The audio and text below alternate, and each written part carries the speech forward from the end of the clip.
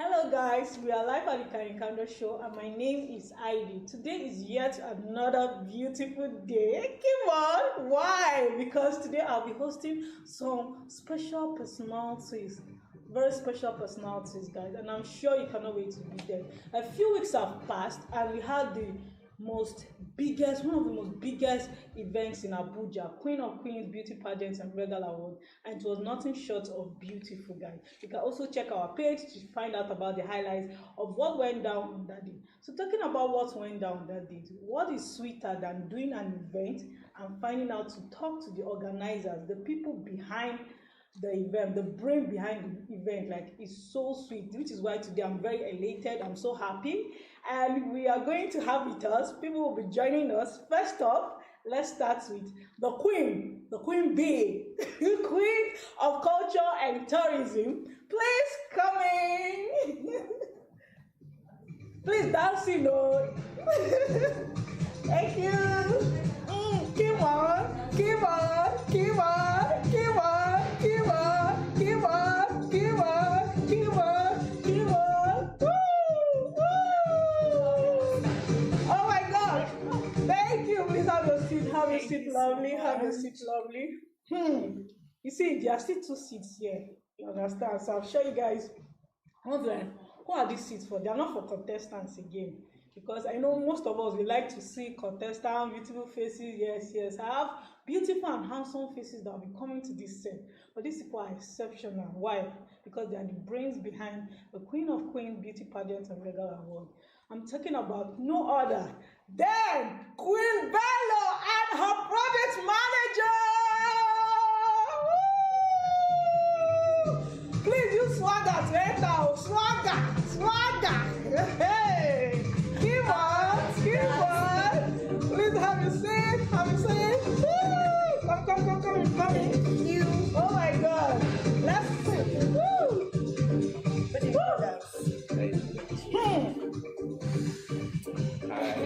Wow. First off. Before we go anywhere, I know everyone wants to know your name and this time. I'm not going to go there. First, how are you feeling? Like, how do you feel? First, how do you guys feel? How do I feel? Yeah. There's really no words to describe how I feel. Okay. But just to give an answer, I would say I feel really, really fulfilled. I feel excited. It may not be showing on my face, but then I'm really, really excited. I'm just a little under the weather. But in all, I'm really, really excited and grateful. Project manager. I feel wonderful. Yeah, you feel wonderful. It's not easy. It's not easy. In the old Sheraton. The old former Sheraton, Abuja Continental Hotel. We did it. Like, we guys pulled it. We pulled it out. Nah. We thank God. It was stressful. Obviously. But at the end of the day, success. It was. Wow. So the Queen Bee, Queen of Culture. How are you feeling? I'm really excited to be here. Everybody's excited. I'm really excited. It's an honor to be here, honestly. Yeah. Thank you. So guys, you have seen their faces. Now it's time for you guys to know them. I already introduced Queen Bello. Obviously. Let us know the project manager. What is your name? Hello guys, my name is Mark Negedu, but you can call me OJ, and I'm the project manager for the Queen of Queens Beauty Pageant Nigeria. Want some accolades, go easy. As in, it's not easy. Project manager. No. Yes, so let's pray money. Okay, so let's start from the inception, how everything happened.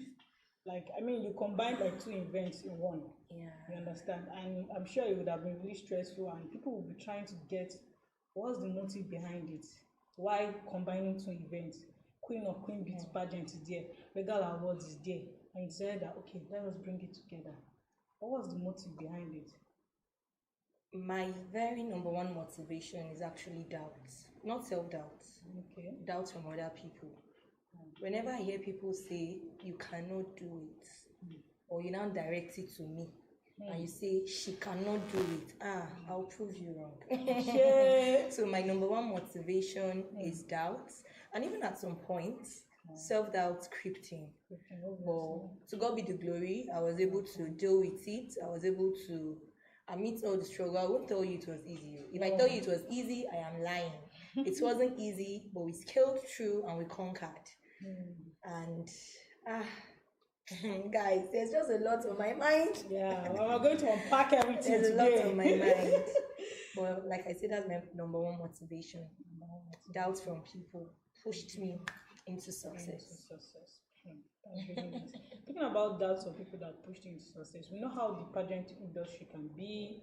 You know how like there can be cliques. There can be different kind of people, category of people. Everyone like, okay, I'm doing your thing. You're not my crew. I'm not gonna show up for you. You understand those kind of things? Can you say you experienced, like during the course of planning your program, can you say you experienced something like that? Sure, I did. Although at some point I felt like, oh, I needed to please everybody. I needed to put everybody into the know. I needed to bring everybody on board. But on the long run, I had to rethink because I realized that on the journey to success, you need to let go. You need to let go so many things, let go so many people.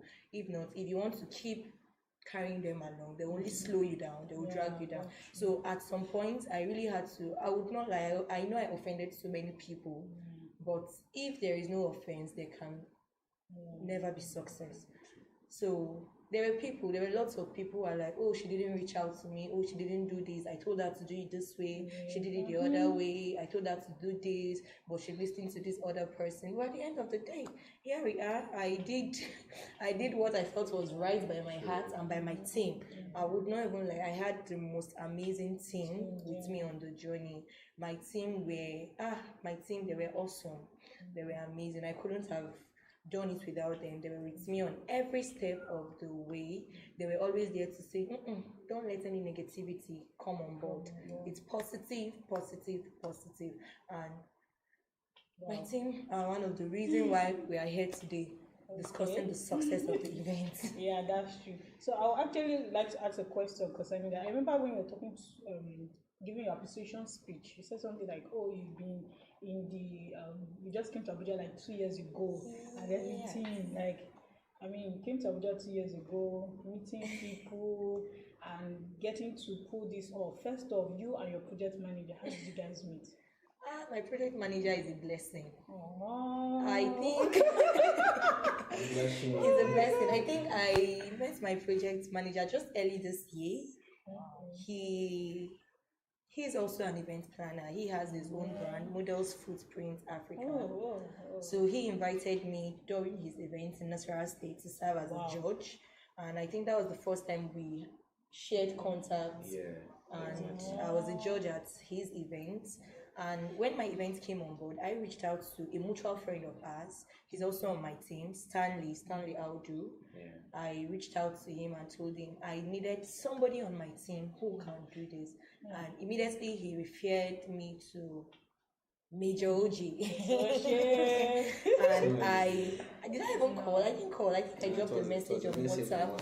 And immediately I shared my idea with him. He received my idea. He polished it. And he gave me suggestions to in fact, like I said, he brought my dreams to life. And he was there to tell me what not to do and what to do. Not like I would definitely take him by every word, but I would say he was really, really helpful. And he's the man for every job, for every event you're planning. This man right here, he's the man for advertisement. Wow, that's really nice. Okay, let's shift the spotlight to our queen. Yes. First off, I have to say, like, for all the beauty pageants I've been, this is one of the most unpredictable results.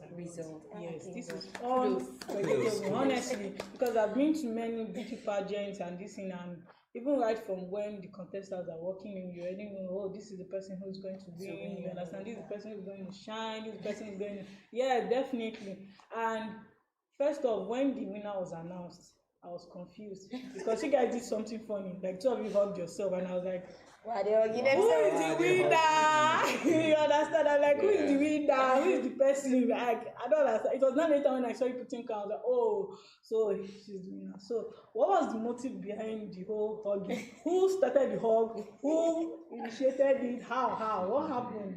Okay, first of all, I met all the contestants for the first time in camp. Not like I've known any of them before now, but the reception I got from especially the winner Benny were the first to arrive in camp, so we got along before the other contestants even came. And honestly, she's a sweet girl. And even on the red carpet, when they asked who would I want to win the crown aside me, I was rooting for her. So it was like we're rooting for each other. Wanted both of us to win. There was no hate whatsoever, and that was why we hugged each other like that when the result was announced. I was really happy for her genuinely because we all worked really hard. About working really hard, if you have to describe your journey from when you entered camp down to the whole announcements moment, just in one word, what would you describe it? Awesome. Awesome. Yeah. So the journey was beautiful. Yeah. Honestly, it was beautiful, though there were up and downs. And talking about ups and downs, that's the one I want to know. Especially the downs. Yes, I want to know. So, like, when you got to camp for the first time, what were your expectations? What did you see that, okay, this is what we're going to do? I'm going to go to your pet project, but let's just start from what expectation was. Well, I wasn't really expecting something in particular. I was just there to have an experience. I was ready for whatever would come up, good, bad. I was fully ready, and honestly, the team really did their best. I wasn't disappointed at all. From day one of the camp to the last day, honestly, they tried. They really outdid themselves. Yeah. So you felt welcome, then it was nice. Honestly, Wow. yeah. So now talking about your pet project, before we dive into it, what can you say are the roles of beauty pageant? I mean, we have a lot of beauty pageants in the world today. Like, why do we need them? Why do we have to do a competition and we crown one winner, and at the ending of the days we have them ex-HRM, everybody, ex-HRM, HRM, everybody. So what can you say is their role in the society? Why do we need them? Well, I think beauty queens are not just queens to showcase beauty. We should even be giving offices because there are lots of women with potential. For example, Queen Bello now.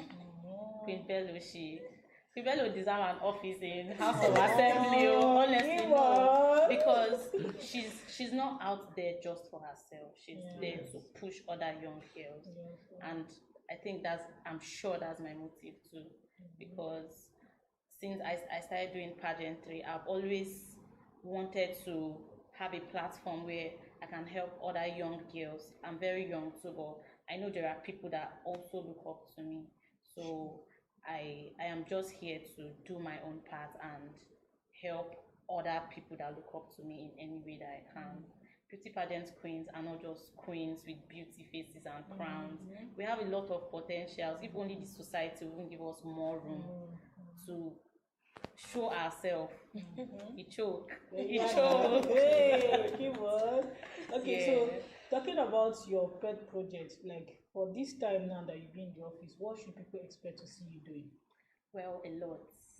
I don't have just one project, but the most important one and the first I would like to do is the pet project I did in camp, the one I defended in camp.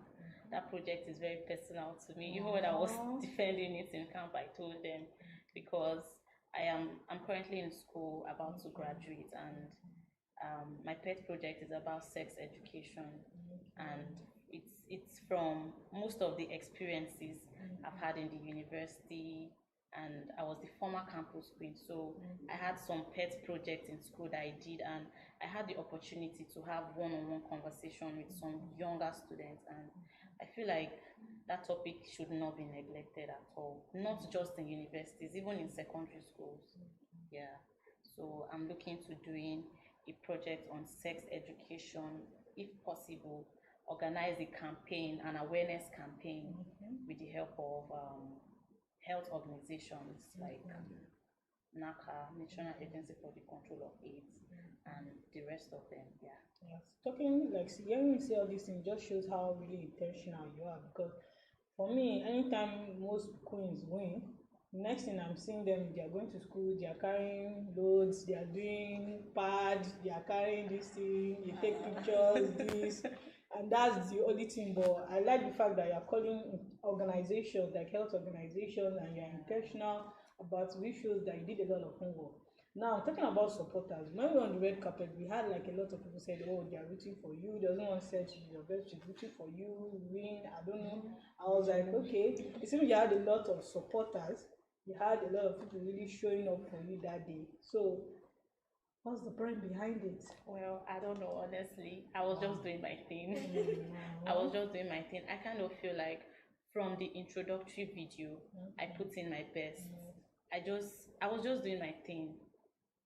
I just wanted to put effort and make sure that when I get this crown, nobody will say, they just give her this crown. I worked for it. So yeah, anybody that supported me because they saw the effort that I put in making sure that I get this crown. So yeah. So I'm seeing now that you're wearing a crown, Queen of Culture and Tourism. In particular, like as the Queen of Culture and Tourism, what can you say are the steps that probably you would use your office or your power to help our society, basically in the aspect of tourism? You understand? Especially, should I just say Abuja tourism? You understand? So what can you say are the efforts you would like to put? Well, I feel like there are a lot of tourist places in Abuja here, not very big. Yeah.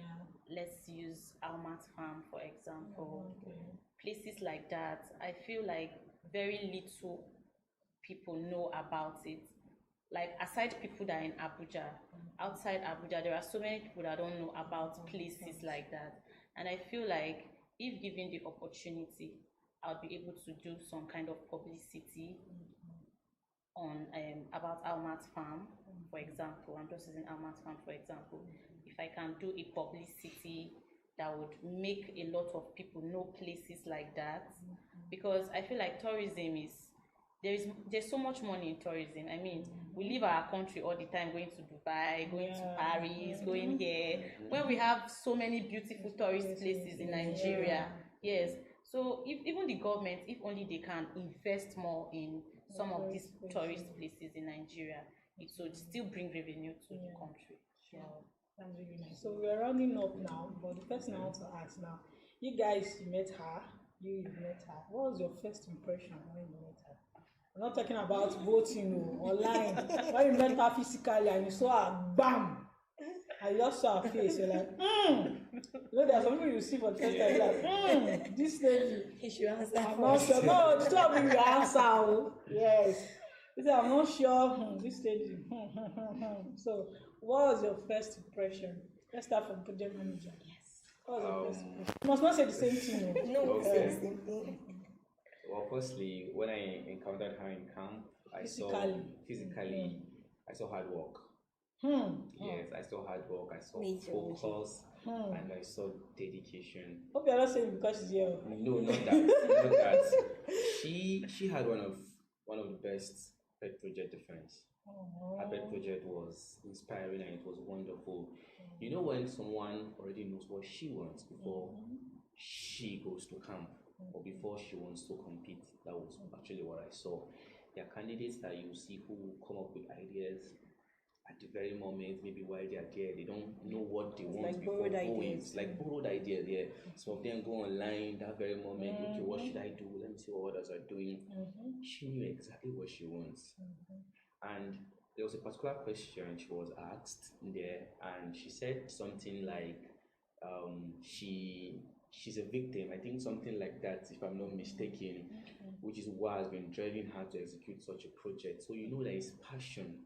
She's passionate, and I saw that in her. Okay, let me be really, really sincere. I think I met her I randomly met her once, even before camp. Okay. But I didn't know her. I think that was even before she registered to contest in the pageant. So seeing her, the very first thing I could see was obviously a very beautiful girl, and that was that. And then she coming to contest in my brand. Personally, I would not lie. I was too busy to really get a first impression from all my contestants, and I was trying as much as possible not to get attached to any contestant, because I don't want a situation where I become biased because of any form of emotions I've built for any contestant. So I wouldn't, even during their project defense, I think I was really absent-minded. I was like part of the media team, because I didn't just want to get involved. I just wanted my team to handle everything, and I trusted my team to do a good job. So no, really, because I don't like situations where pageant girls go for a pageant, and even before the finale, even within themselves, they can say, oh, is that one that will win, is that one that will win. So I tried as much as possible to avoid any form of relationship with all the contestants, so I didn't have much of a first impression. But after her